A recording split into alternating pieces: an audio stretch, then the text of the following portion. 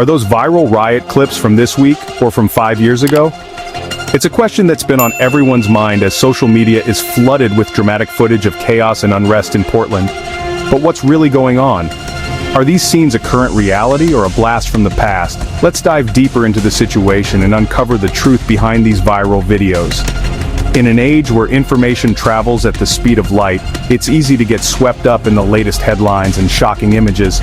But sometimes what we see online isn't the full story. Sometimes it's not even the right story. So let's take a closer look at what's really happening on the ground in Portland and why these videos are causing such a stir across the country. Let's break down what's happening in Portland. So here's the headline. President Trump just sent federal troops to Portland, saying they need to protect the ICE facility from domestic terrorists. This move has sparked a lot of controversies and raised questions about the federal government's role in local law enforcement. The presence of federal agents in the city has been met with mixed reactions, with some supporting the decision for the sake of security, while others see it as an overreach of power. The deployment of federal forces is not something that happens every day, and it's brought national attention to Portland.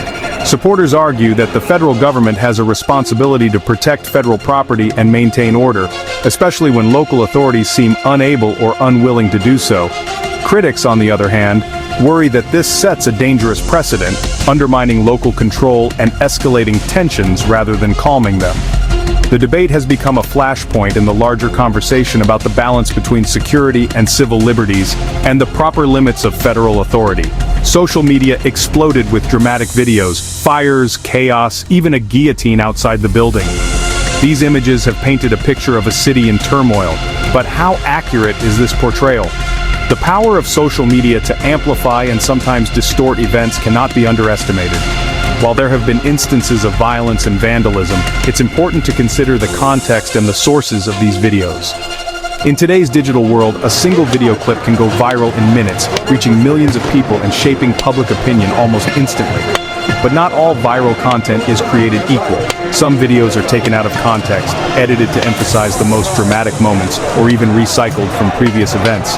This makes it harder than ever to separate fact from fiction, especially when emotions are running high. The result? A city that may look like it's on the brink of collapse to outsiders, even if the reality on the ground is much more nuanced. But here's the twist. Mayor Keith Wilson called out the feds, insisting those viral clips are old news, recycled from protests years back. The mayor's statement has added another layer of complexity to the situation.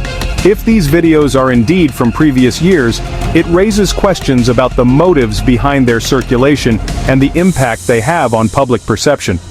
The mayor has been vocal about his opposition to the federal intervention, arguing that it's unnecessary and only serves to escalate tensions. Mayor Wilson's comments have sparked a debate not just about the facts on the ground, but about the power of media and the responsibility of those who share information online. Are people deliberately spreading outdated footage to make the situation look worse than it is? Or are they simply confused, caught up in the whirlwind of breaking news and viral content? Either way, the effect is the same. A city's reputation is on the line, and the truth is harder to find than ever. He says Portland's calm. People are just riding bikes and soaking up the sun. According to the mayor, the city is far from the war zone depicted in those viral clips. He points to the everyday activities of Portland residents as evidence that life is continuing as usual. Families are enjoying the parks, people are out and about, and the overall atmosphere is one of normalcy. This stark contrast between the on-the-ground reality and the online narrative is a key point of contention.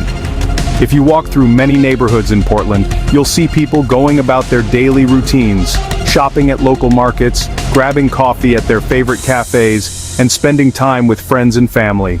The city's vibrant culture and community spirit are still very much alive, despite what some of the more sensational headlines might suggest.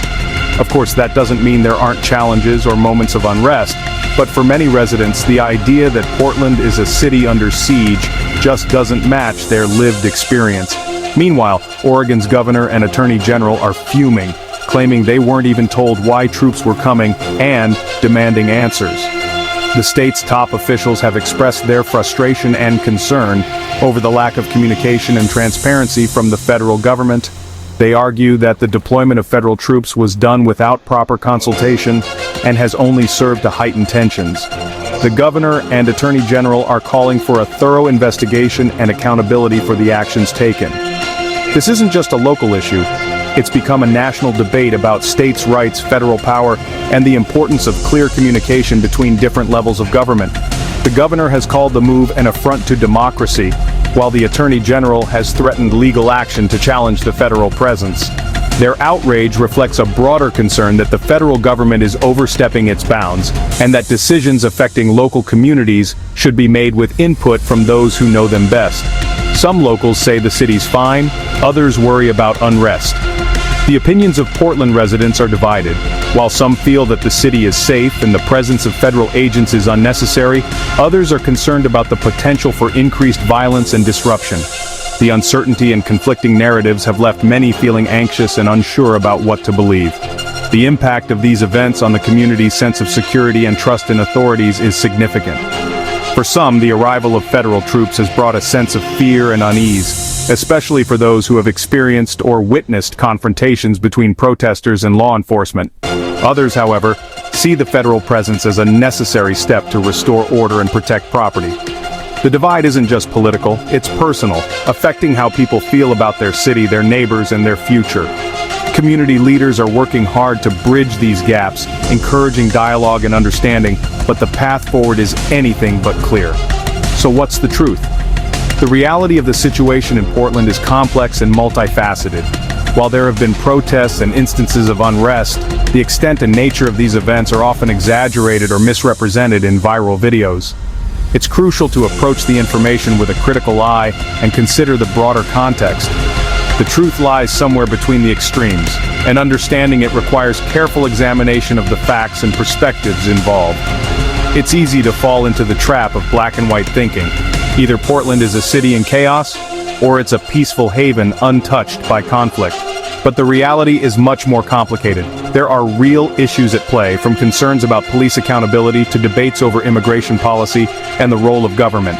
At the same time, there are also moments of hope, resilience, and community solidarity that don't always make the headlines. To truly understand what's happening, we need to look beyond the viral clips and listen to the voices of those who live and work in Portland every day. Yes, there have been protests at the ICE site this summer and things did get heated, but a lot of those wild videos making the rounds, they might not even be from 2025. The protests at the ICE facility have been a focal point of the recent unrest, with tensions running high and confrontations occurring. However, the circulation of outdated or misleading videos has muddied the waters, making it difficult to discern the true nature of the events. It's a reminder of the importance of verifying information before accepting it as fact. News organizations and independent journalists have been working overtime to fact-check viral content and provide accurate reporting. But the sheer volume of misinformation can be overwhelming. For many viewers, it's hard to know who to trust or what to believe. That's why it's so important to seek out multiple sources, ask questions, and be willing to change your mind as new information comes to light. The story of Portland is still unfolding, and the truth is often more complicated than it first appears. Portland's been a protest hotspot for years, but right now, the city's leaders say this is more about politics than public safety. The history of protests in Portland is long and storied, with the city often being a center of activism and demonstration. The current situation, however, is seen by many as being driven more by political agendas than genuine concerns for public safety. The involvement of federal troops has added a new dimension to the ongoing debates about the role of government and the rights of citizens. For decades, Portland has been known for its passionate activists and engaged citizens, from environmentalists to civil rights advocates. Protests are nothing new here, and the city has a proud tradition of standing up for what its residents believe in. But the recent escalation and the national spotlight it's attracted have raised the stakes. Some see the federal intervention as a political move designed to score points in a larger national debate rather than a genuine response to local needs. Others argue that the city's leaders are downplaying real problems for their own political gain.